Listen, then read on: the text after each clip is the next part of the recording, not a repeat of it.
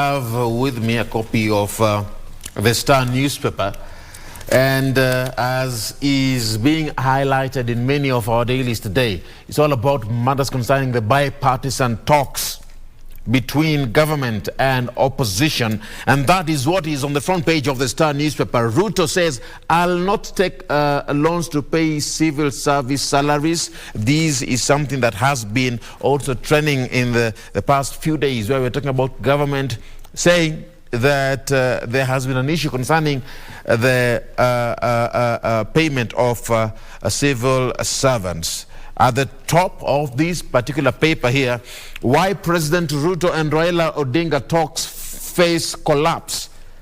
Why President Ruto and Raila Odinga talks face collapse. We shall be taking a look at that in a bit. And also, according to this paper, on the front page of this paper, 60% of women in civil service are unmarried. Yes, Victor. Most women in the civil service are unmarried, likely because they are sacrificing family to seek career growth.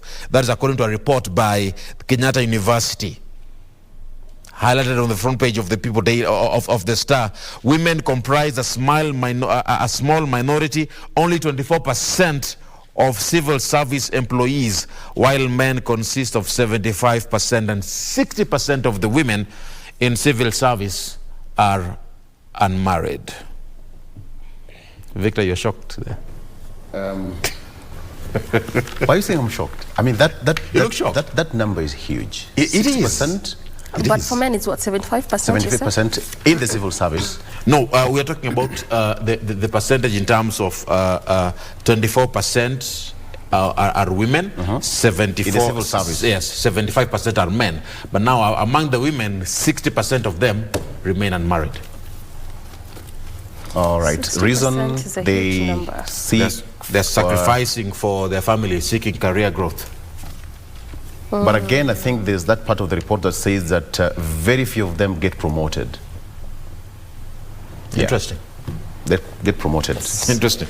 That's so you debatable. sacrifice for your job, but there's no career growth. There's no career Because growth. if you're not being promoted, I mean, I don't know. It's just... That is the life. That's the Kenya we are living in. And we shall be taking a look at that in a bit. But now let me move to matters concerning the money. We're talking about career growth. No loans for salaries, says Ruto, as Azimio warns over sacking. Now, the country will no longer borrow to pay salaries. This is according to what the president said. He, however, told civil servants their delayed March paychecks will hit their accounts very, very soon. Now, the president gave the assurance as the opposition talks tough, warning the government against any plans to retrench civil servants as a remedy to the economic crisis. Well, that is what is in this particular paper. They are quickly moving on to yet another story on the Star newspaper. Why Ruto Raila talks face collapse? Well, the troops bitterly clashed over the items or the item for the negotiation by the parliamentary team to sustain the ceasefire that halted protests by the opposition. The Kenya Kwanza released a team of 7 members for the negotiation. Also, the Azimio also had its own team.